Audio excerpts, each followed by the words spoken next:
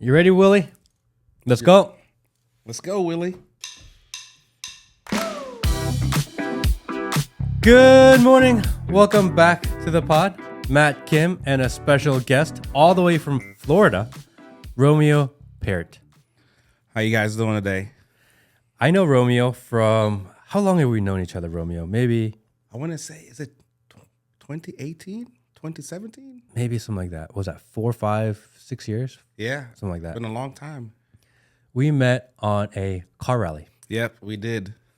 It was a car rally in Florida, and it was my first time rallying. Was that your first? Yes, year? that was my first. And my wife and I went to this car rally, and it was one of those where everyone's just driving like demons as fast as they can all throughout Florida. And Romeo was there with his son. Yep, Romeo Jr., RJ. And most people who come on these rallies either come with their wife, their girlfriend, or their second girlfriend. Right?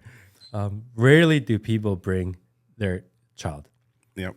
Because it is hoonigan times 10 on the roads. Right. So how I got on that rally, I was actually deployed, and I was gone for my birthday.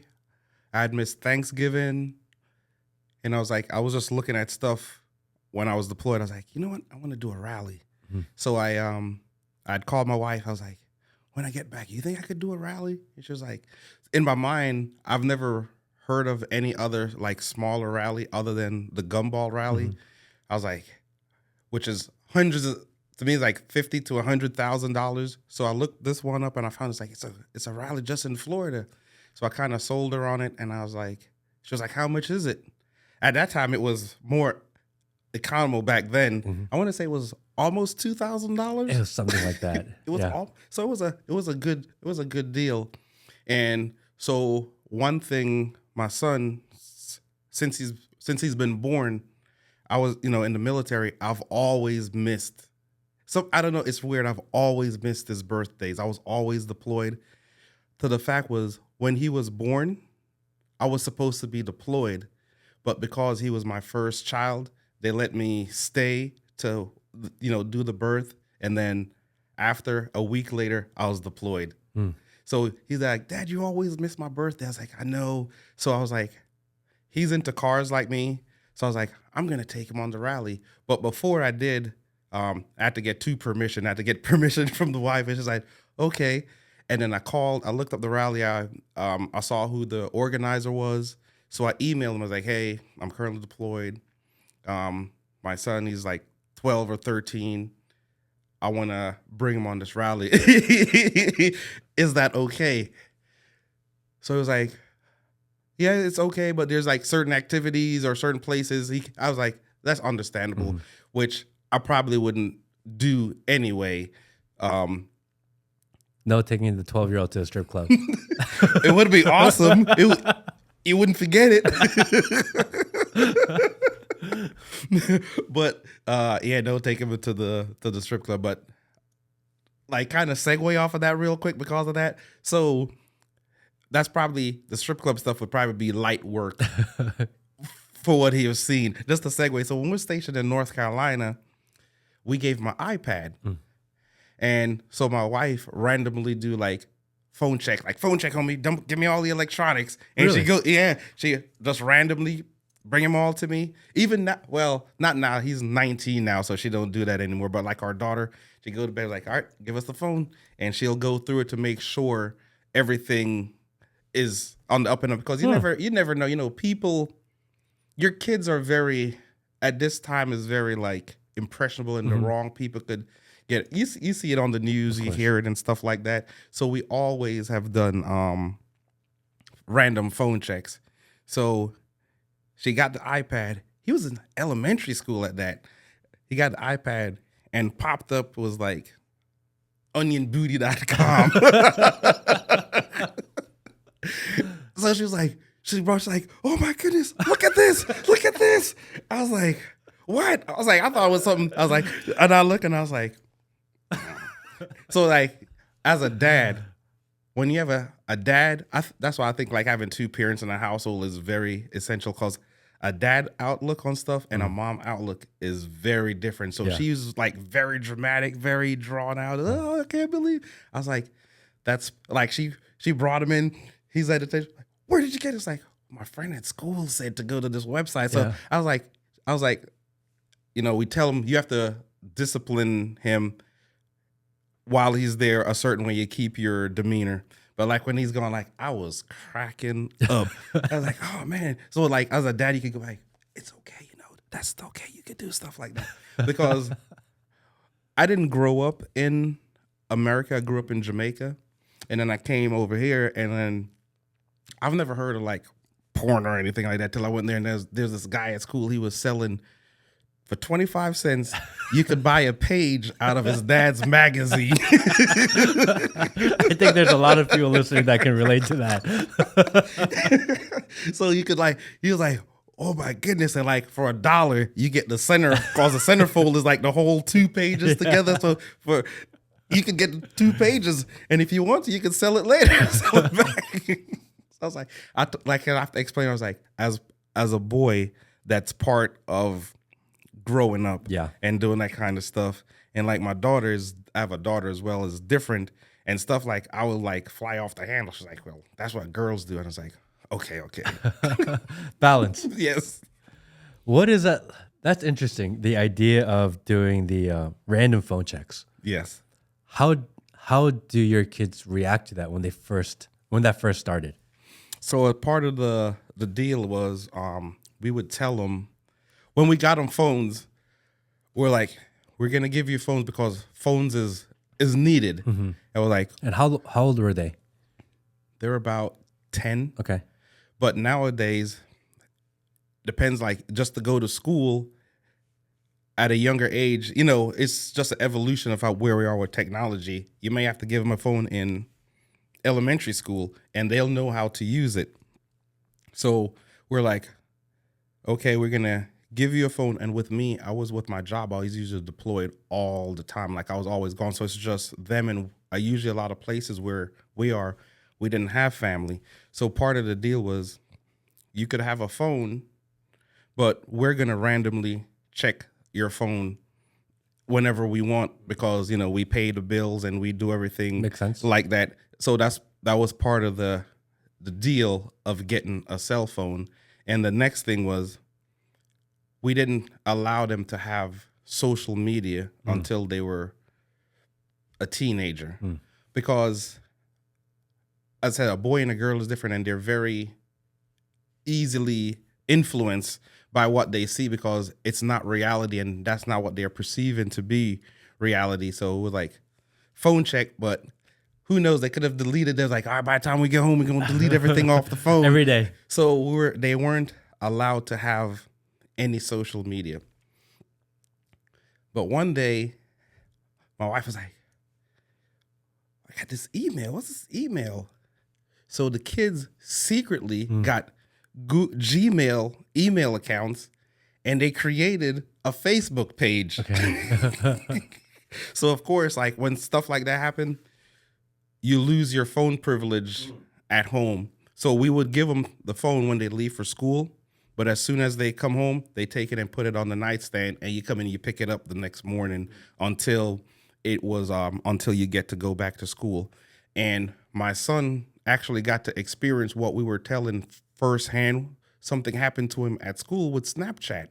So I was at work. The school resource officer said, "Hey, this is Sergeant. We have Romeo in the office. You need to come down here right away. We already called your wife. She's on the way." And that's all they said. I was like, I gotta go. I was like, usually probably take like 20 minutes to get from work to the school. No, I was probably there in 5 minutes. Like my heart, like I didn't know what happened. Yeah. So we get in there and they're like, he's being charged with like child pornography. What? Yes. And I was like, what? And I was like, what do you mean? So what happened was, in the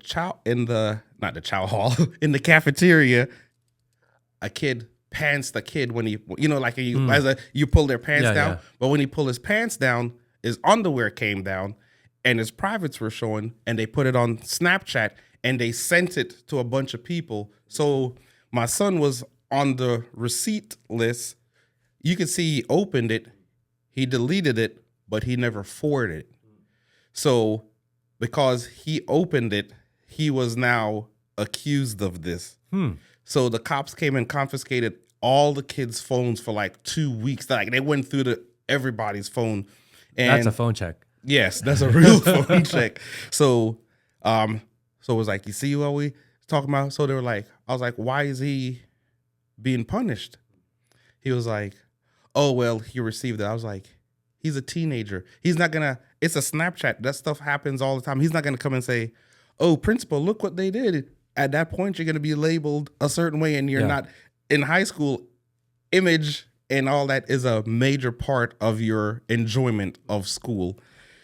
So we pursued that, and then they were like, oh, we're gonna put a memo on his record that this, and we was like, No way. Absolutely not. We was like, I was like, we're gonna call our, we don't have a lawyer on retainer, but people always say, I'm gonna call my lawyer. I don't have a lawyer, but we were willing to call around and find who would like take the case. So we're gonna pursue legal action because this is not gonna be on his record from high school. I don't think as a kid, he didn't do it, he didn't forward it. He just received it and deleted it because they could tell if you forward it or send it to somebody else. They just saw that he received it, he opened it, and he deleted it, and that was it.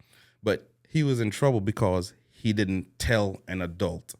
So that was a eye-opening experience for him. And we sit down and I was like, this is what we mean that you have to be responsible social media wise and be careful of what you receive and things like that. And I was like, the other point was like, if they're all under 18, how are you going to charge a child? They're all child. Make that make sense. They're all children. Yeah. So all that stuff was dropped. I learned that the hard way about stuff being expunged or sealed on your records because when I came to the States, I grew up in Jamaica. Me and my cousin, we went to this mall in North Carolina at the time, and we met. Is that where you grew up? No, I grew up in. So I have a very interesting life. I'll circle back around to that. So we went to this mall and we saw these girls. So we're talking to these girls, and these girls ended up giving us a good time.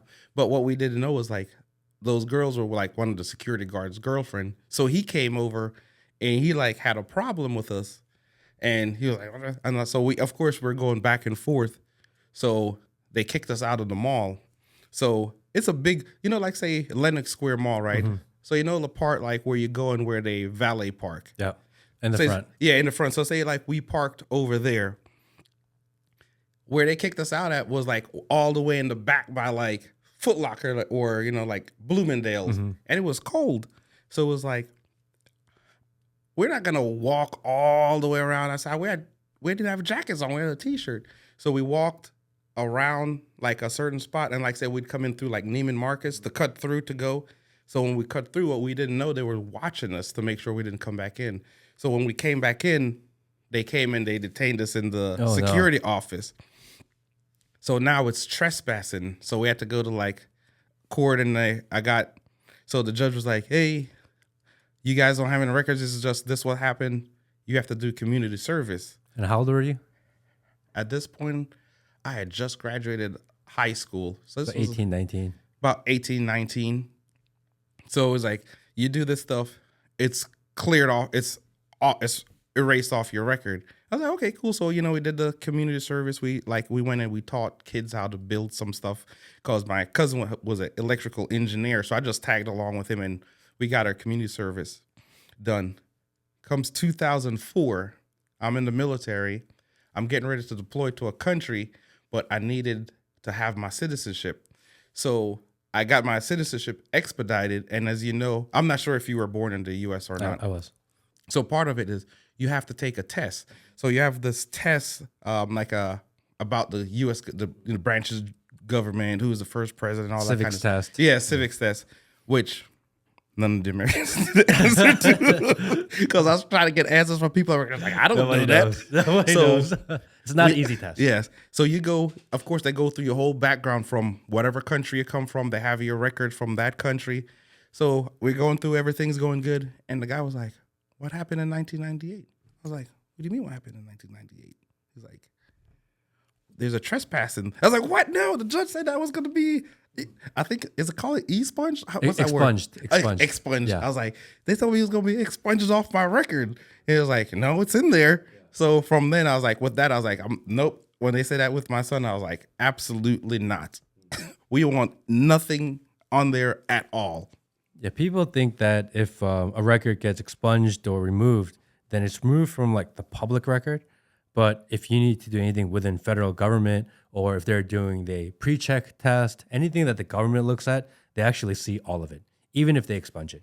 Like, I didn't know that. Yeah, most people have. Most people think that just that. because it's removed, that it's removed. But the reality is, the local government may not see it, but the federal government sees everything. Now I know that because of even the hard way. So that's why I was like, no. And I know he has, because I don't want my son to start off at a disadvantage, and that follows you forever. Yes, that's why I knew that. So that's why we were gonna fight it. But we ended up, when we stuck to our guns, they decided to, like, nothing was gonna happen. So we went back and like randomly checked to make sure, because they could tell you one thing and then it still be on there. So let's circle back just a little bit then. You were raised in Jamaica, and then you came here. What was it like growing up in Jamaica, and how did you end up in this country? So being in Jamaica, I love Jamaica, by the way. It's my favorite place to go. So being in Jamaica, everybody always talks of America, and they've all, like, back then they described it as, like, in the Bible, the land of milk and honey, where all your dreams can come true, and if you go to America and work, you could become rich and famous. And that's the mentality of people in Jamaica, and a lot of them strive to come to America because it's like, if you make it to America, you could make it and you become big and rich and successful. But when I came here, it was like a big shock on, like, every level. So growing up in Jamaica, we weren't poor. Uh-huh. So it's not like, I'm not going to say, oh, I was poor in Jamaica. My dad was very entrepreneurship type of guy. He worked on cruise ship from a very young age. He got into the hotel industry. And then what he did was he was part of this taxi company in Jamaica called Juta, which would be like the equivalent of Uber now. So what it is, Juta is, he had like 4 or 5 cars. And then what he does, like, he has people come and drive the cars, and when the people come off the cruise ship, and so he'll take them around the country to all the tourist spots to visit and show them. So pretty much you get there, you and your wife, you get a driver, and for that whole day or for the whole week, you have somebody dedicated to drive you anywhere you want to go in the country, visit any of the sites, and they stay with you the entire time until you leave. Driver / security / tour guide / kind of all in one. Correct. So we had a house on the water. We lived on the beach. We had a beachfront house. Amazing. We had helpers, which are maids. So we grew up pretty well off in Jamaica. And then when I came up here and I landed at JFK, and I got there and I was like, I think this isn't America. I'm in the wrong country. I was like, you sure this is America? Like, you didn't expect to see, like, I saw homeless people. You didn't expect to see homeless people. I didn't expect to see, like, rundown neighborhoods. I didn't expect to see, like, bad roads or, like, old broken down cars or bad cars. In our minds, then you think of everything is new and shiny and it's the best of the best. So that was a big culture. And then, like, coming here and should I go back home? I wanted to go back. So when I came over, my parents didn't come with me. I came over and stayed with my grandmother. And then the deal was I was supposed to come up for the summer, and she was supposed to send me back to Jamaica. How old were you? I was 13. Okay. She never sent me back to Jamaica. And then my mom calls, like, you want to come back? I was like, no, They had TV. Like growing up in Jamaica, like we never stayed inside. We were always outside. We at that time we had TV, but TV signed off at midnight. And then TV signed on in the morning at night. So the TV with the bars, those colorful, after midnight, and that comes on for the rest of the night until in the morning when the news come on, and then it will sign off, and then it'll come back on again in the evening. So as a kid growing up, we never watched TV. The only thing we were able to watch is like the news, and we watched. Me and my brother, we watch karate movie. Karate movies was a big thing in Jamaica growing up. Like we watched all the karate. We thought we were ninjas. So it was like a big shock coming to America. I was like, man, this place sucks. But being there and then coming here and explaining to people, like, when you're here, you work that's why you ever heard a joke, Jamaicans have 3 jobs? Because they come here and people work and then they'll send money back to Jamaica, or they work to get money to get a visa to get the rest of their family members up. So you come from Jamaica and kind of culture shock, because not what you expected. Not the land of milk and honey that was advertised to you. Correct. In Jamaica. And then you recently retired from military. The Air Force. I did 22 years. 22 years in the Air Force. Yes. So you come from Jamaica, you come to the United States. It's not what you expected, but then you decide to join the military. Yeah. So that's a weird. It's a weird story, right? So, being that my parents, they're from Jamaica. Like a lot of things that like I instill in my kids and teach my kids, my parents, they just didn't know. So like one thing they always stressed, even from then, was education. If you're smart, education could take you anywhere you want to be. You could do anything with education. So the main focus at all times was going to school. It's not playing sports. It's not doing anything. It's going to school and being the best. So like when I got here, I had perfect attendance for like 5 years in a row. Like if I'll be dying, I was like, just like you guys think I don't know, I'm going to school. Yeah, I'm going to school. So I went to school, honor society, all that stuff. I got a full scholarship to go to school for engineering. So I went, and that was because of an art teacher who helped me, because actually I painted. I did paintings and stuff. So my art teacher saw something in me, and so I just always painted. So my goal was to go to SCAD, which is Savannah College of Art and Design. Right here. No, this one was in Savannah, Georgia. Okay. The OG one. The OG one before they moved to Atlanta. Yeah. So it was so that's what I wanted to go, and my parents didn't have the money, or I didn't have the immigration. I didn't understand the immigration process, so I came up, but I never went back. But I didn't have my green card yet, so I guess I was a illegal immigrant. But I told my art teacher, I was like, I can't go to school. And she was like, what? No, you're so smart. You got to go to school. So she knew somebody at this school called Pennsylvania Institute of Technology. And so she's like, I'm going to talk to this. We're going to send them your transcripts, and applied. And they gave me a full scholarship. So I went for like 1.5 years, and I was doing mechanical engineering, but it wasn't what I wanted to do. I was still like at home. So I really never got the college experience. And then, I started like hanging out with my other cousin who wasn't a good, good person. And my mom was the like, bad cousin. Yes, the bad cousin. So she see me going like off to the left. So I'd kind of like almost gotten to some trouble. And I had a cousin that I grew up with in Jamaica, but he's more like my brother. And he was the electrical engineer. And that's how I ended up in North Carolina. He was at that time it was Bell South. He worked for Bell South as an electrical engineer. And I called him. I was like, hey, man, I'm not doing anything. My life I'm just jumping from job to job. It's not working out. School isn't my thing right now. Could I come and stay with you till I get, like my life back on track? Bless you. And he was like, yeah, come on, you know. So I went down there. I worked at American Express, small business sales. And I was there watching. I always had like a mechanical interest. So I was watching TV one day and it says, join the Air Force. We'll pay for school. And I was like, yes. So I had applied to Embry-Riddle in Daytona to switch over to aeronautical engineering. And then I was going, it's like, well, you're out of state, and then this. It's going to be like $20,000 a semester. I was like, $20,000? Where am I going to get that from?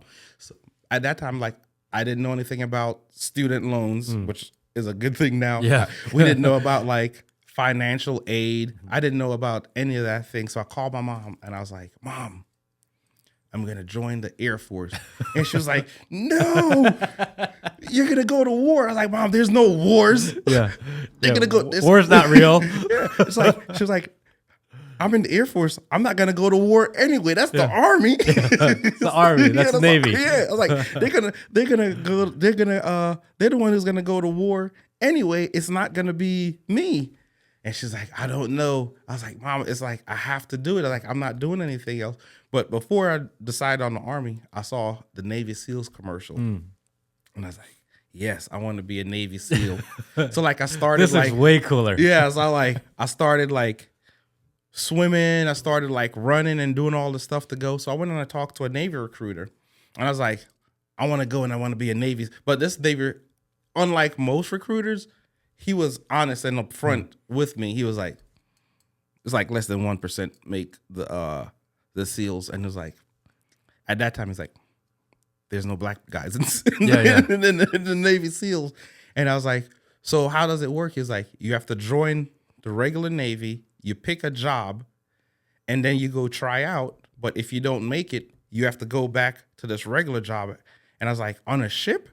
All the time? He's like, yeah. I was like, nah. No, that's not for me. That's not for me. So I joined the Air Force and said, so I told him, I was like, I'm going to join the Air Force. I'm going to join the Air Force. And he was like, she was like, okay. I was like, there's no war. This was like 98. She was like, there's no wars anyway. Yeah. And she was like, okay. So I was 98. Okay. Yep. So So- pre-wars. yes. In that pre-war- little lull Yeah. between like no wars. Yeah. So Right so, after Desert Storm Yeah. and before like the 9/11. 9/11. Yeah, so there was no wars going on. So I was like, the Air Force, they said, I'm going to go. Mom, I'm not going to be doing anything. I'm going to go to school. They said, they're going to pay for schools. So she was like, my mom always said, my parents are very, very religious. Like they grew up Pentecostals. Like we and our brothers, like we went to church. It seemed like every single day. And like on Sundays, we had to go to Sunday school before them, go to church, and we'd be at the church all day. Yeah. To like, not like, like a little bit, but from like 8 in.the.morning till 5 in.the.evening, and we go to church. So she was like, Romeo, I only have one thing to tell you. She was like, remember this. Even the devil in hell have rules. I was like, at that time, I didn't understand what she meant by that. She's like, even the devil in hell have rules. And then my dad was like, I give you 6 months before they put you out. That's that double period. Like, I give you 6 months before they put you out. Yeah. So that was in my back of my mind my entire career, to like prove him wrong and prove her that I could do it and not like get in trouble the entire time I was in the military. So I was like the guinea pig. So I had 2 younger brothers. We're all into school as well. So my mom, when she came here, she was like in Jamaica, my mom didn't work. But when you come to America, everybody has to work. Everyone's got to work. So what she did was she used to... And it's funny how that is, isn't it? Yeah. People want to leave their home because they want to go for more opportunity, and they get here and they realize they have to work more. Yes. So my mom used to watch kids. She used to babysit kids for rich people who worked in the city, like investment bankers, lawyers, and doctors and stuff like that. I noticed that there is a huge Jamaican community that do really well in doulas or like caregivers. This is a really big Jamaican thing. Yes. Because like in Jamaica, we don't have I don't know now, but when growing up in Jamaica, we don't have nursing homes. Like when your parents get to a certain age, your parents come in and live with you until they pass away. Like family members always take care of family members. So, and my mom was always like a very caring person, and she always loved kids. She always told me she was going to be a nurse, but then she had me, so she was the nurse. But she watched kids, and from like learning stuff, and she'd get stuff from it's very weird. Like we grew up so entitled or privileged in Jamaica. We come here and like she'd come home with stuff. She's like they were throwing this out. So like the stuff like they didn't want, she'd bring home and was like, "Oh, this is awesome." Yeah. And like as you say, so you leave like you seem like people always like, "Why did you leave Jamaica?" Because you leave paradise, and you come to Gomorrah, So like live on the ocean, have some maids, like live pretty comfortably, good weather, hanging out, life is good. I'm gonna go somewhere better. And all of a sudden, you're like, "What the?" Yeah, we lived in Mount Vernon in a 2-bedroom apartment. They had their room, and me and my 2 brothers, we shared the room. So, school was always a big thing. And my brother, he's 4 years younger than me. My mom found out about this program, of course, after me. It's called the ABC program. It's called A Better Chance. So what it is like, kids in the inner city who's really excelling, you apply to this program, and what it is, you go live with like a rich family, and they sponsor you, and you go to a school in that in that neighborhood that you normally wouldn't go to. So my brother, he went off and he lived with a family in Wilton, Connecticut, and then he'd come home for the summers, but he stayed with them in the during the school year and went to the school, and they paid stuff like that in that program. They also help out with like uniforms and stuff like that. So he got a chance to see like the really rich people. So he ended up getting a scholarship. He went to Brown. Oh wow! And he did. First, he was gonna be a lawyer, but when he got to Brown, he's like, nah, the money's in finance. So he swapped over to finance. So he went to Brown. He did Goldman. He worked at Goldman Sachs as a junior associate investment banker. That's a big boy job. He was always busy, always working. And then like he did that, he did some hedge funds, and then he went back and got his master's at Harvard. Wow. Yeah, so he was like, so I was talking, I was like, overachiever. Yeah, so he got so it's like Stanford and Harvard. So I was like, I was like, why you went to Harvard? He was like, I want to be a CEO one day. And most CEOs of companies, they went to Harvard. And because I have that paper that says I went to Harvard, I have a better chance of getting selected. And then our younger brother, usually the youngest kid's always the bad kid. So he's the younger brother, and he went to Binghamton University and he studied psychology.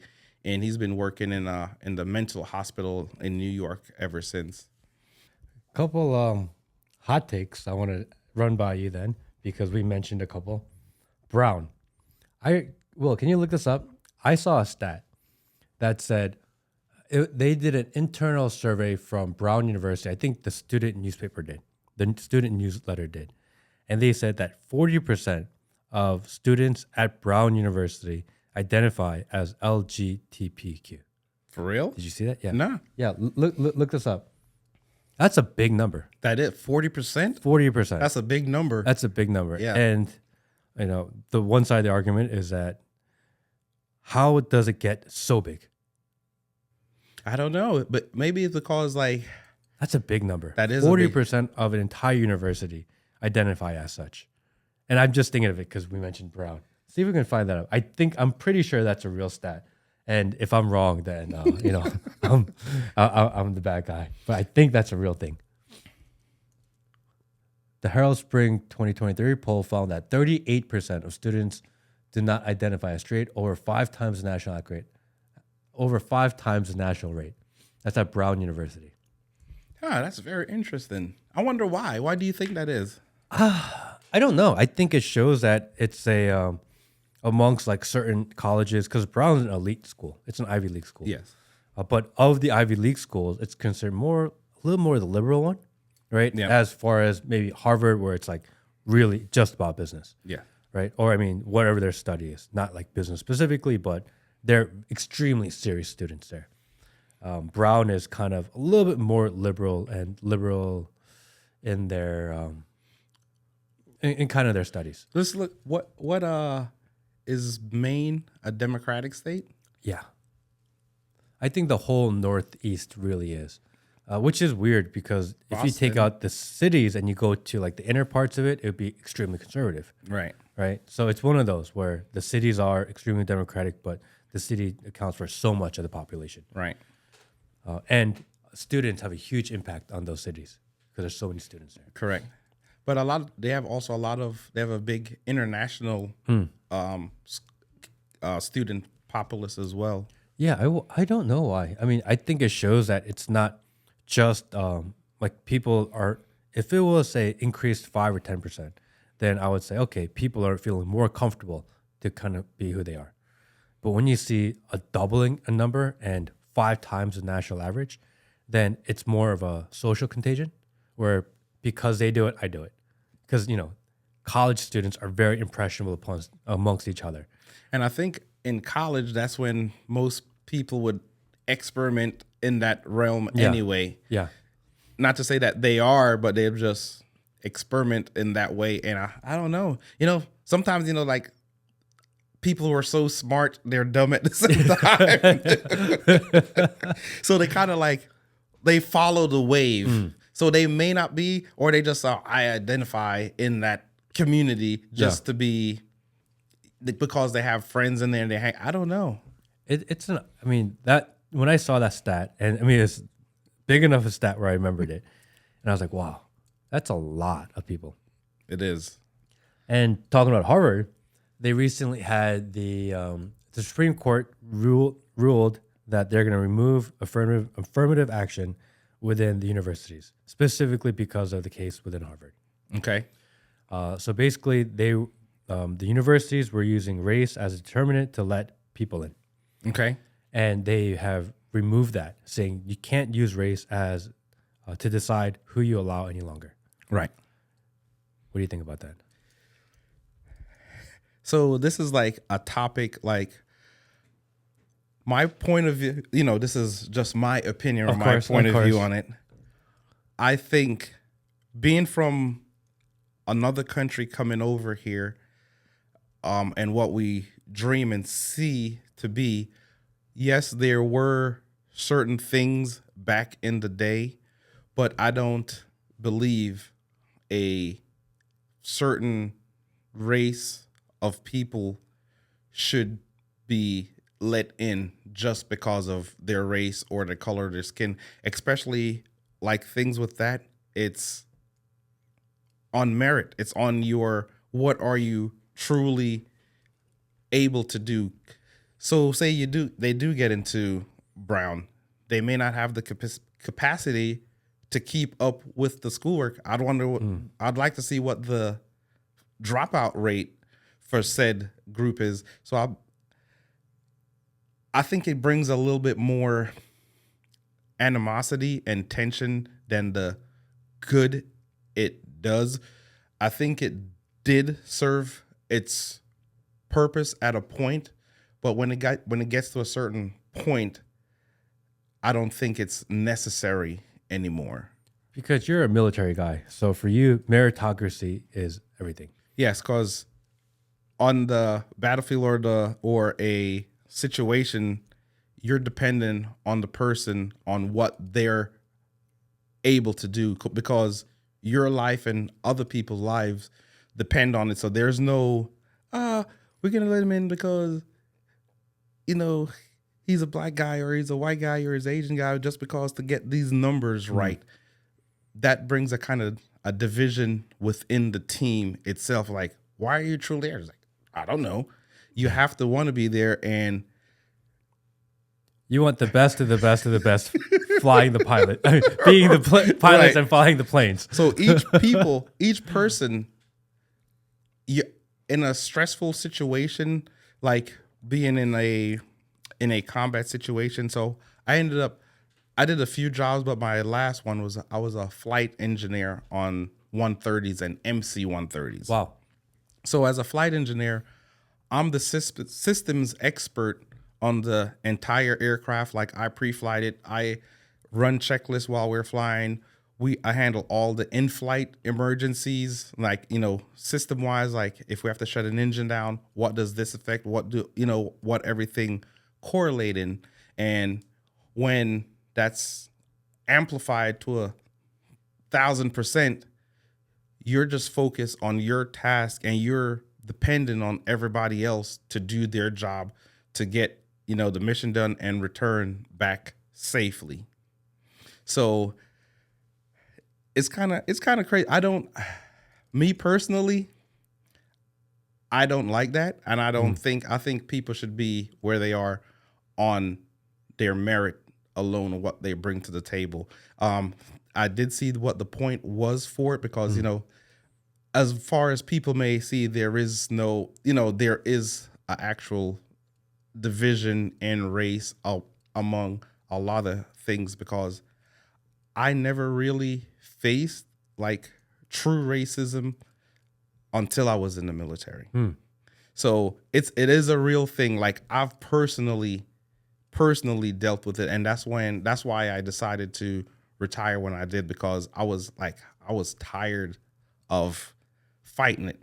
It got to a point where either I was going to be homicidal or suicidal.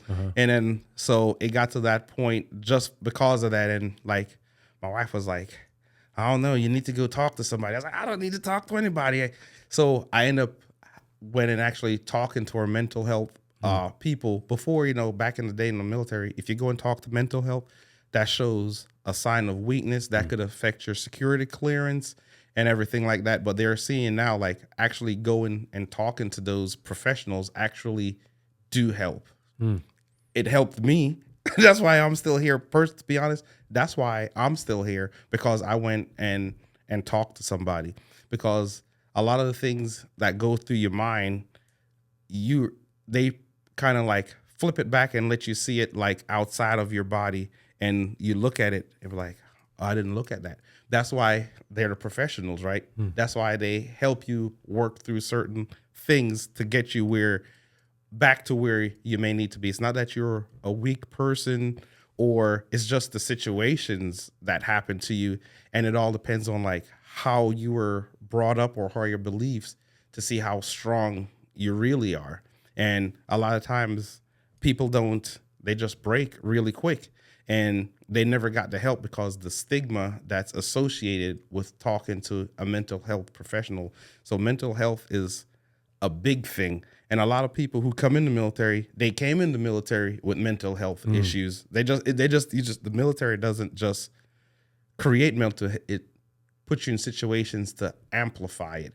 And it's how you personally deal with it, or how you personally decide to how you're gonna correct or not correct, or make a ultimate bad decision. That's interesting, because you said that the first real racism that you dealt with was when you were in service. Yes. So growing up as a black man, as an immigrant black man in America, you didn't really feel it as much. In America, yes, but we have that as an immigrant, you have the mentality that because we're from somewhere else, we already come with the mentality that I'm going to have to work Anyway, 3 times as hard. One, because I'm not, an American. Next, I'm not a black American.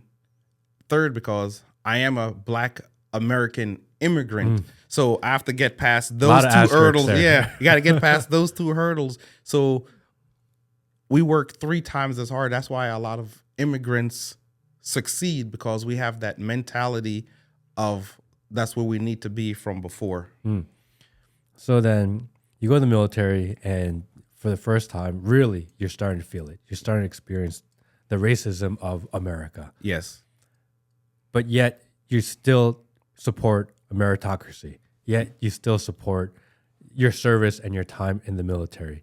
You're here visiting a friend that you met through the military. how do you balance that between, okay, like this is kind of messed up and I don't like how things are going, but yet I'm still going to support and believe and push for what I feel is right. I mean, that's a hard balance to find. It's that balance. It makes it easier if you've deployed and seen the things or have do certain things in certain countries to see like, I'm glad America exists in the way that it is. And my part is like, if I could do this part, like the way I look at it is like, if I could, be successful in the military and do my job, my children don't have to go to the military. My children don't have to worry about another 9/11 happening on an American soil that they live on. So any little bit that I do now prevents that later on in the from happening to either my family members or to my kids, most specifically my kids, because my kids right now, the military is not an option for them. That's what your parents said. But they didn't putting it out there. But they really didn't know the full scope and understanding like I do now. But if they do join the military, I told them they have to go to college first. And at least if you join the military, you'll join as an officer. Yep. So you already have no enlisted. I'm saying I did it. I loved it. Yeah. It provided me a great life for my family and for myself. But Because you've done pretty well for yourself yes, in 22 years of service. So for Yes. people who think that you can't be successful in life while doing service, that's just not true. that's definitely not true. The thing is, you have to have that mindset and you have to be committed, and you're going to face a lot of obstacles, and it's how you handle those because those same obstacles happen outside of the military. It happens in corporate America every day. So you just have to kind of work through it. Being in the military isn't only, oh, you go off to fight, you do this, but you could make it like with anything else. You could make it work for you, and you have to understand that at a young age you have to have good mentors and put good people around you, and you're gonna have to have that drive to want to do that. I mean, if your kids are now, one is in college, and you were telling me about him, Romeo Jr., and your daughter. And what I've noticed, because you have a YouTube channel Yep. that I watch, Mission Flyer, I believe. Mission Fly Garage. Mission Fly Garage. And I remember watching the video. It was you and your two kids, and you guys were reviewing the Popeye sandwich, the Chick-fil-A sandwich, and I forget whatever sandwich it was. And I just remember them being an active part of your videos, and that you like to show them every once in a while that you really are a really hands-on father. Yes. When did you stop deploying, and how has that transition been? Because again, we started with you didn't get to see Romeo Jr. on his birthdays early on. How did you transition that, and when did you stop kind of traveling? So the first job that I had in the Air Force was a combat engineer. So usually if something happened, we're usually there first. So we'll set up a city, runways, if it be tents. So we're usually first in and last out. So usually with that, we're gone a lot of times. Like after 9/11, not my first deployment, but like it would be considered my second deployment. I was gone for 9 months. Wow. And that's before the advent of the internet, iPhones. So you only get 15-minute call a day or a week. And you call home, you say, hey, you got to get everything in 15 minutes because the phone cut off because you have 200 other people who's waiting to make the same phone calls to their family. And then it depends on where you are. If something happens at that location, or something big happened, or we do something, all comms are shut down. So you don't get the call because they don't want you to tell family members something that happened before you get the watered down version on the news. Before they can spin cycle it. Yeah, so they do that. So, and then I became a flyer. So my wife was actually, that's how I met my wife. She was in the military as well. And she deployed as well. So like when our daughter was born, 6 months later, she was gone for 6 months. So I think that's why me and my daughter have a really close bond. Yeah. I just want to touch this. So you had your daughter, your first daughter. Yep. And 6 months later, after giving birth, your wife deployed For 6 months. internationally. Yes. To Wow. the war zone. Wow. And then she was home for 6 months. And then she left for 6 months again. Because right now people are like, oh, 6 month maternity is not enough. Let's make it a year. It is because you want to know the funny thing is with that, they did extend it now that after the maternity, all that, the extended, because it was very like heartbreaking for her and for me to see. Like, imagine your kid is 6 months, you're gone for 6 months. That's And crazy. like my daughter wouldn't go to her because she didn't know who she was. And that was like very heartbreaking for her to like have a kid and the kid was like, I don't know who you are. Yeah, I'm not who gonna is this get-" lady? Yeah, you're not my mom. Yeah. That's my mom, which is me. So it's very heartbreaking for that, like on a parental level. So Oh, that's tough. Yeah, because it my is. daughter is 11 months now, and to imagine that my wife would have missed the last 5 months of her life, which is where the first 6 months of your life, there's nothing going on. They are just blobs, yeah, laying on the ground, eating, staring, sleeping, and pooping. yeah, just blindly, just mindlessly staring into the abyss. That's a baby.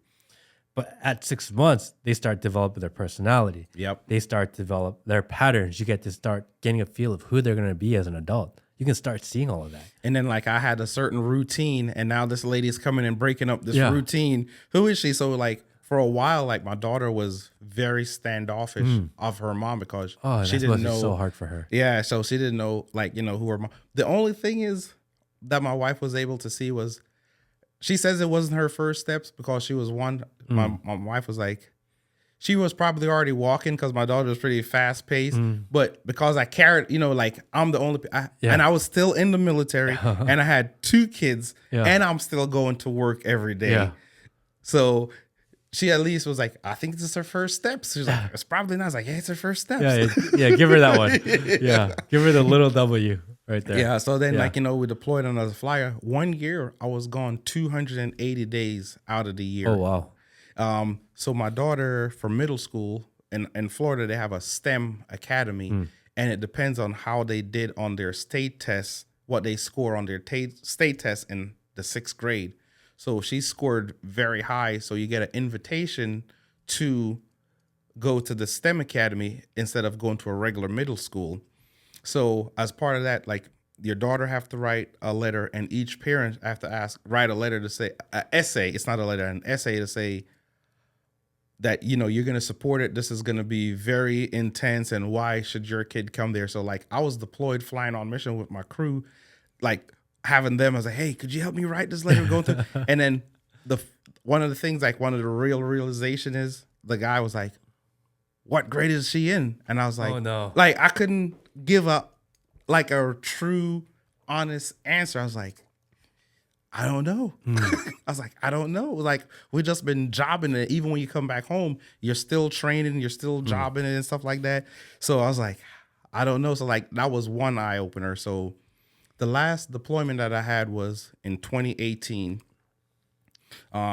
Deployed, of course, and with being, I go all over the Middle East. So I was probably like 15 different countries.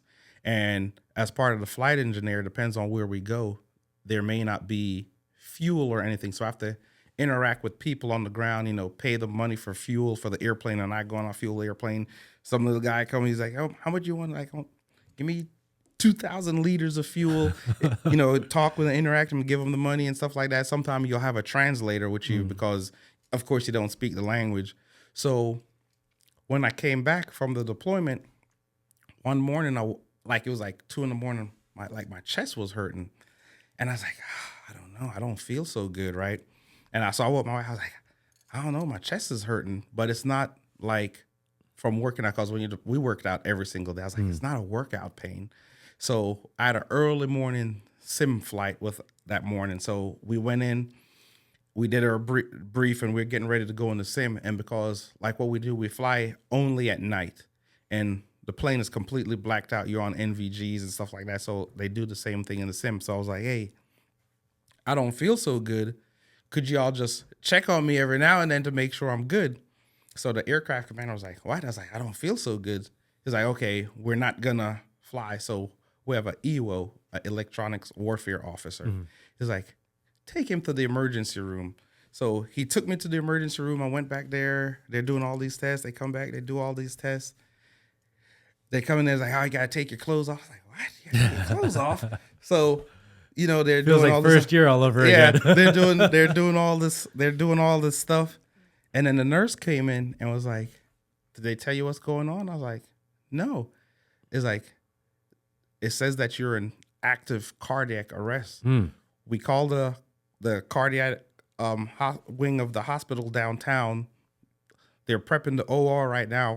They're prepping you. The ambulance is outside, and they're about to wheel you out, and you're going straight to the OR. What year was this? 2018. Okay. So I was like, at that point, like it even hit me like, it hit me the hardest, like when I was like just laying there in the ambulance, riding in the ambulance going, I was like, if I was to die right now, did I do the best job as a parent?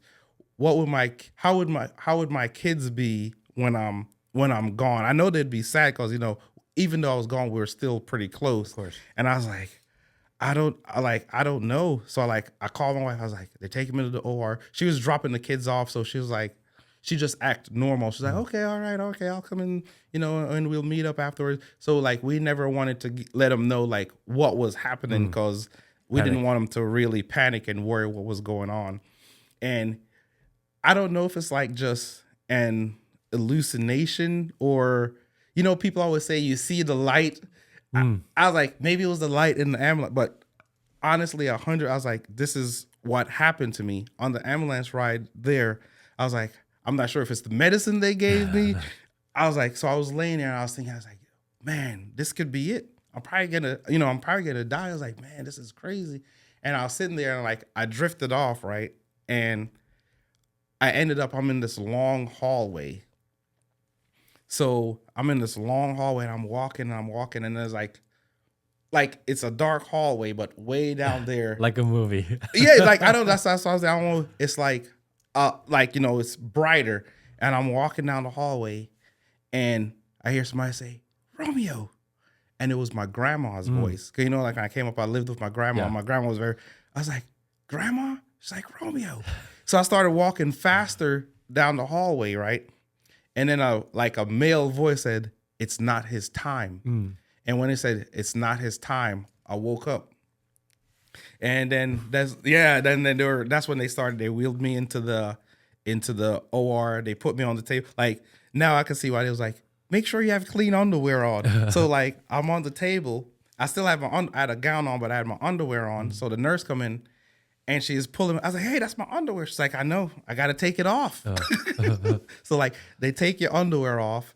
They had to she took like a little shaver out and shaved like half of my where my balls and stuff was actually shaved. I was like, oh, this is so bad. So what they were doing was they did a hard cath. So they cut the main artery in your groin and they put like a camera, they put something up, but you have to be awake, partially awake, because they need you to see. And all I can remember was a cardio. I was like, you're too young. You're too young. I was like, I know.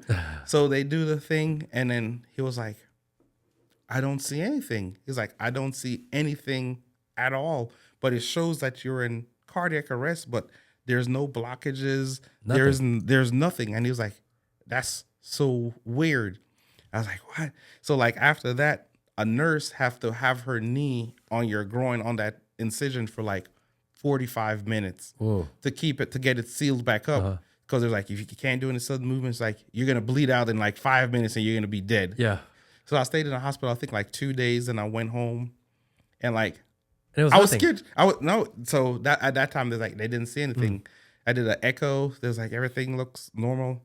So like I went home and for like a week, I couldn't go to sleep because I felt if I went to sleep, I wasn't gonna wake Yeah, up. yeah. So I was like, I'll just be up, just laying there, like I can't go to sleep. If I go to sleep, I'm gonna die. Little So paranoid. yeah. So like 2 weeks later, I was like, they're like, they don't see anything.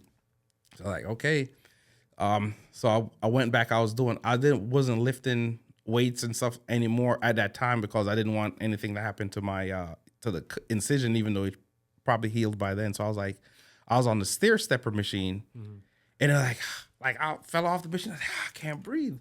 So I went to the in each squad, in a flying squadron, you have a flight doc that's assigned to the squadron. So instead of like, if you need to see a doctor right away, you don't have to make an appointment and wait. You just go in and talk to her. She's like, I was like, it's happening again. And she's like, I don't know. That's weird. So she was like, go over there and get a TB test. And I was like, a TB test? She's like, yeah, been doing some stuff back and forth. Just go and do a TB test. I was like, fine. So I went over there. I did the TB test. Usually because before and ever after deployment, you get a TB test. So I went back, and it usually bubbles up on they put it on your forearm. And usually, Tuberculosis. Yeah. So usually, like the thing will spread no bigger than a penny. That means you're fine. So like after 2 days, like my whole forearm was full. I was like, so they called me, like, oh, you got to call public health. You can't go home. You got to go straight to infectious disease. So I went to infectious disease. They did all this tests. It's like, it shows that they have, but we don't see where. It's not in your lungs. It's not in anything. So she was like, her name was Dr. Robertson. I still remember. She was really cool infectious disease. I was like, I'm very confused. I don't know. So she's like, hold on. I'm going to call my friend at the CDC in Atlanta and try to see whatever it is. So they were like, so she called him and he talked to her for a minute. She was like, he wants me to send you to get this heart x-ray, but the Air Force don't have the machine. So we're probably going to have to fly you to San Antonio, Texas, to go to get this test done. But come to find out, there was a hospital in Pensacola, like 45 minutes away. They had the machine. So they went down there. I did the test, and like my heart lit up like a Christmas tree. So I end up having infectious pericarditis, which is tuberculosis of the heart. And it was like, they're like, they've never seen that on this part of the world. Really? Yeah. So it's like, it's prominent in like Romania, maybe like India. So like, well, I was over. Yeah, I did go to those countries. Yeah. So they was like, man, that's crazy. So part of that is it's called an INH treatment. Okay. Where I took 15 pills every morning to help combat, because tuberculosis, if you start taking that medicine and you stop it, I don't know the term she used, but like it reformulates itself and the medicine won't work anymore. So you have to do the complete treatment. So I was supposed to do that for 6 months. I was on it for 9 months, and they did the test and it went away, because the other option was, if it didn't clear it up, I had to go and do like an open heart surgery and peel the pericardium. Your heart sits in like in a little sack.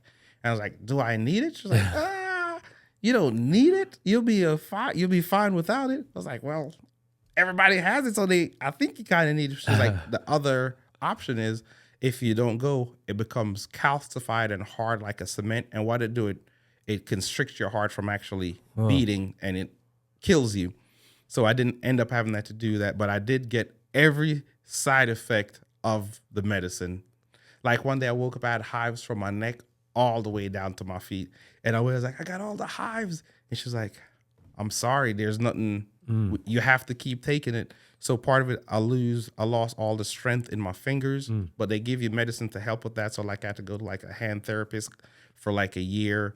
That's how I wear glasses now, because I lost a field of vision from the drug, and I still see a cardiac. So after that, I was kind of like, defeated. I was like, I'm not gonna, pursue. I was out here pursuing, doing all this stuff. I was like, at the end, I was like, it was really cool to do all that stuff. We served a mission, being in special operations. They always say, you're the tip of the spear.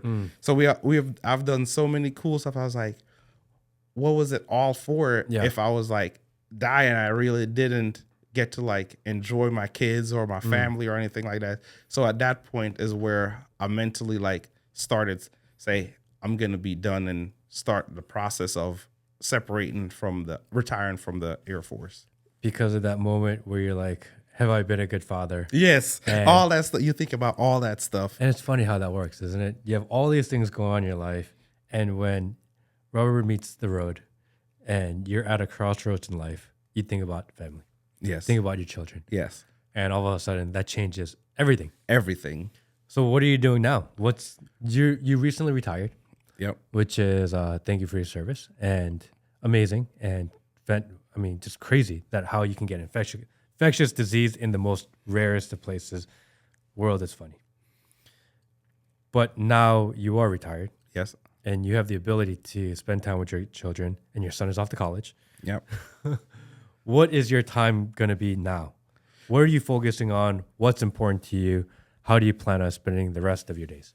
So the rest of my days, always, even not necessarily just family, but I've always now is just put the kids first and set them up as best in life that they can, because my goal always as a father was to have them start in life further ahead than I did.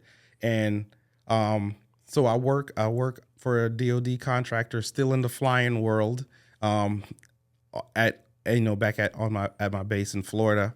But most of after that I get to go home. We go on a big family trip once or twice a year. So the new thing is is cruises, because I was very anti-cruise for a long time. Because you didn't want to be on the boat. Didn't want to be on the boat. And you found out how amazing it is. Yeah. You can eat as much as you want. I don't drink at all. Really. I'll drink, I'll sip here and there. I really don't like beer or stuff like that, but I got the Cheers package on one of the cruise, and I was like, I'm gonna drink all stuff. I got on the boat. I drunk a rum punch. I was like, all right, I'm gonna go to my room. I'll be back. I went to sleep.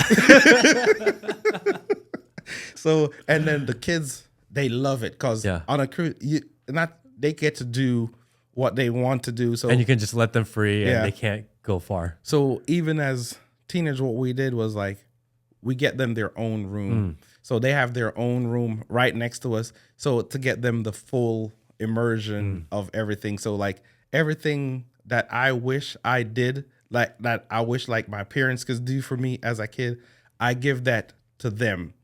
So that, and my love of cars. So, that's how we met, as cars. So I have like, for me, the car was always my de-stressor from the world, especially like coming back from a deployment. Like on a deployment, I think about like what I'm gonna do to my car or stuff like that. So one of the things is when you go to survival school. So I went to survival school. So one of the things at survival school is they do everything to you that has been done to hostages before. So you know how to handle yourself in that situation. And then one of the things was what they saw from like the Hanoi Hilton, when those guys were held for so long. There's like, there's like, I think it was Dick Cheney was like, I played golf in my head over and over again to like just distract. So for me, it was always cars. Working on cars in your head. Yeah, working on, or what I'm gonna do to it, or like what car I was gonna buy. Because as a kid, when I came to the States, like I was the guy who would take any money I get, like I'd find penny on the ground and I'd pick up all the pennies and save them up to like when I have like $2 to $3, and I go buy a Car and Driver magazine, and I'll take every page out and put on my wall. And I was like, that's the car that I want. So like the car that I've always, the iconic car was always been a Lamborghini Countach, a red one. So that's what like was always my dream. That's like my motivation. I was like, if I make it, I'm always gonna get a nice car. I'm working on a car. So I was able to, the first car, the one I did the rally with you, was a Hellcat. That was the first year they came out. So we saw the commercial and I was like, oh my goodness. But I was always import guys. I was always into Hondas and Mazdas, Rotaries and stuff. So I always was into imports. And then I saw a commercial, like, it's a Hellcat. I was like, oh my goodness, I told my wife. So we always made a joke. It was like, it's the Hellcat. And like in my wildest dreams, I never thought I would be able to get one the way I did. So I had to go away for training, like away from the family. I was gone for a whole year. So part of being gone, where you get per diem and you get family separation pay. So like I had all that, I was saving up that money, and I was actually getting ready to deploy again, but it was Thanksgiving, and I was like, all right, I'm gonna go, with the family. My wife was going home to visit her family in Mississippi, and I was like, I'm gonna go, and I was like, bad news, you can't go, you have to stay. So they went for Thanksgiving, and I was at home, doing stuff to get prepared to go. And I just went to the dealer at a WRX. I went to the dealership, and there was one on the showroom floor, just sitting there. It was somebody had ordered it, and it didn't. They couldn't get it. So I saw it. I was like, oh my goodness! And I was at that time they were doing a markup.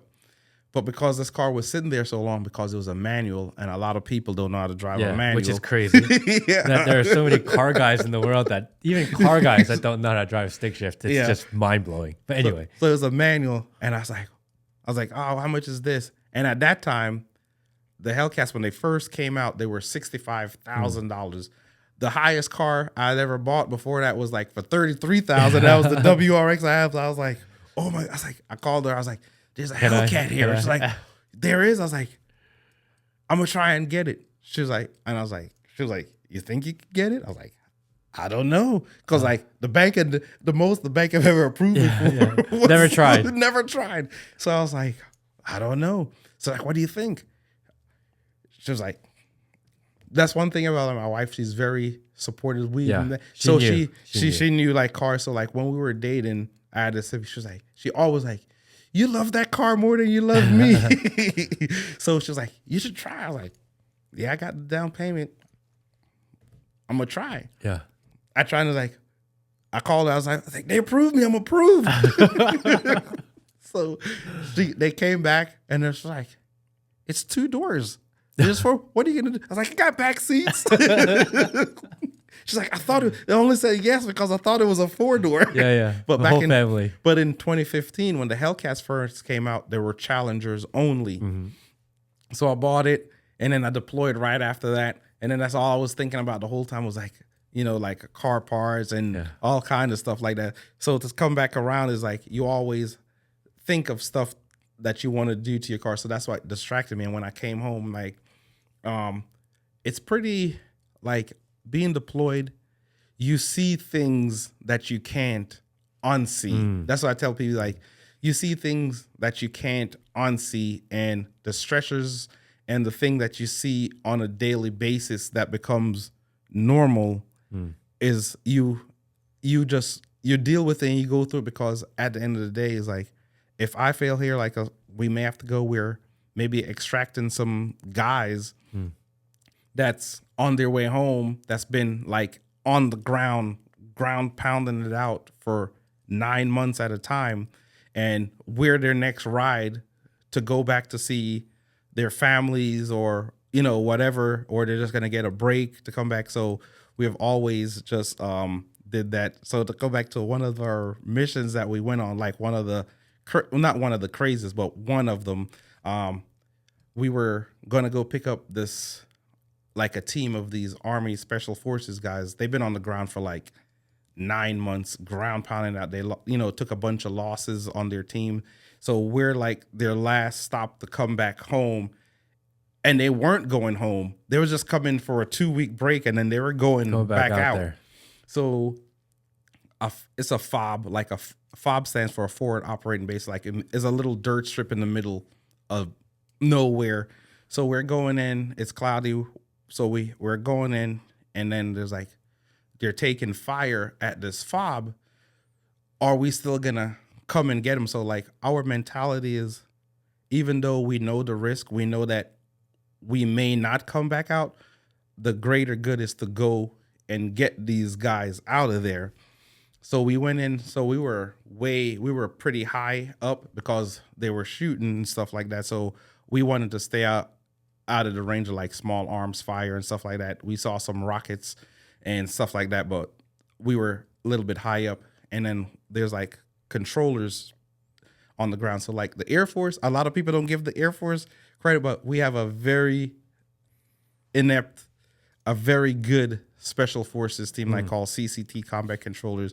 You just don't see them on TV now, like, the Navy SEALs and stuff like that, but they're really good. But part of their job is they're also air traffic controllers. So we were way up and it's like, you guys aren't going to make the landing. You guys are too high. And it's like, my pilot was like, we're going to make it. We're going to make it. I was like, in my mind, I'm thinking, I was like, we're pretty high up here. How are we going to make? Are you sure? I was like, how are we going to make it to down there in one go? Because the worst thing you could do is have like what's called like a missed approach at that point. So you're low and you have to go around. So that's like very dangerous. You get shot up or whatever at that point. So all of a sudden it's called side slipping the airplane. He was a really good pilot. He was a test pilot before. So he side slipped the airplane, which is he turned the plane like almost at a degree to where you lose all the lift off of it. And the plane just like dropped like a couple 100 feet really fast. Like all the best bells and whistles are going off. He's like, how are we crashing? But he knew what he was doing. So they're like, how are we taking these fobs? So we went in this little strip and we land. And then there's like these HESCO barriers is like these big things they fill with sand. So we turn around and we back the airplane up as far as we can. And then you could feel the people, they're just running, coming on. So we end up taking more people on than we were supposed to because of the fob was, they were coming closer and closer to the fob. So part of my job is I kind of like the load masters in the back will tell me how many people came on board. And there's like a combat load was like, we just say we count each person as 300 pounds. So I run the number. So like how you run those numbers is you take the temperature at the airfield, you take the density, altitude, you take the elevation, the weight of the aircraft and the weight of the passengers, and then that calculus. So we calculate how much actual ground we need to take off. So I run the numbers. So this fob the field was 2050 long, 2,050 feet. And I was like, pilot was like, engineer, you got the takeoff? I was like, yep. He's like, what is it? It's like, it's 2040. So there's room for no error, no nothing. And he was like, run the numbers again. I was like, I already did 3 times. Yeah. So we backed up. So like, you got 10 feet. You got 10 feet to go. Or 10 feet or that's it, or bust. So we back up. So we turn off the bleed air. So the bleed air robs power from the engine. That's what you use for air conditioning. That's what you use to pressurize the airplane. So we turn off everything that would rob power from the airplane. Oh, we already have you're already in helmets, you're flying helmets, your vests and everything. So, they stand on the brakes and I just push all the power up. The plane's like, this is it. And then we just go. And as soon like on climb out, like the missile warning system went off. No. And then our plane have certain things. So and then like the entire the plane was like in a big ball of flames, right? And like in a 130, you have double earring protection on and your headset. And like I could hear everybody in the background screaming. At this point, everybody's like the front end of the plane completely quiet. And then like, so we're still climbing out. All that's going off. We made it, like we cleared and was like, at that point you could just hear everybody like, whew. And then you heard the pilot was like, our pilot was a really calm, he was like, whew, I didn't think we were making it there, guys. So we do what's called a BD, a battle damage assessment. So I'm making sure like we're not losing fuel, all the engines are working. And then we're like, hey, loads in the back, how's everything? And it was quiet. So it was like, loads, how's everything? It's like, oh, it's like, ooh. It's like we were saying goodbye to each other back here. Everyone made it. Yep. And we dropped off, and we went back out. That's just the nature of the beast. You are you're kind of crazy. You are brave. and or dumb. Just how you look at it. I guess it's a combination of all. I have a final question for you then, Okay. because we need to wrap it up. Okay. I have a final question for you. I think my favorite movie over the last couple of years was Top Gun. What do you think about that movie? That's my wife's favorite movie. Really? Yes. It's pretty. It's good. They did. It's a movie. Yeah. So that's the first thing. It's a movie. It's good. It's realistic up to a certain amount of percent, and that's one of the ones that I do watch. Like now, like like being deployed and seeing things. Like I don't watch war movies because it's like triggering. So I usually don't watch war movies, but like that's different. Really? Yeah. That movie came out when my wife was pregnant, and I was like, I don't know if she'll watch it because it's a lot of kind of things going on. I think she was maybe 7 or 8 months pregnant at the time, and she's like, no, I want to watch it. I heard it was great. I'm like, all right, let's go watch it. And there's a lot of boom, boom, boom noises, and I'm like, oh, maybe it's too loud for her because again, she was very pregnant. And I look over left, and she's going. The movies. And we walked out. She was like, "This is the best movie I've ever seen in my life." Yes. And she does not like those type of movies. But I was curious to get like the military perspective on that. Yeah, it's a pretty good movie. It's at the end of the day, it's still a movie. So, there's still the Hollywood side of it, but it's realistic up to certain points or certain points that's not classified. So I like it. That's one we watch over and over. But the original Top Gun Is the best. Is our favorite movie, and I've watched that movie 1,000 times at least. Well, Romeo, thank you for coming on today. I think I'm gonna have you back on, and maybe we'll hear some more war stories because I'm be curious to hear more. But thank you for having. If you want to find Romeo, we'll leave a link to all various socials, to his YouTube page, to his Instagram. If you like cars, building cars, he does a lot of that on his YouTube channel. If you want to see them try different chicken sandwiches, it's on the YouTube channel. You get a little mix of everything. I really enjoy what you're putting out there. And I think because now you're home, you're going to be doing more of it. Yeah. No, but I don't do it in the summer times because my son is home. So we do a lot of family stuff together. I always put them first, and then everything else is secondary. That's amazing. I think that's how it should be. I think you're a great father, and I appreciate you for coming on. Thank you for having me. It was great being here and catching up with you and having fun. And now that you have your daughter, a daughter is a dad's. Well, a dad is a daughter's first love. So you'll have a special bond with your daughter that you don't have. Like even if you have a son. So like my daughter, when I go out all the time, she'll be like, Dad, she's like, since I've been here, Dad, how you doing? Dad, how's the car? How was the road? Don't drive too fast.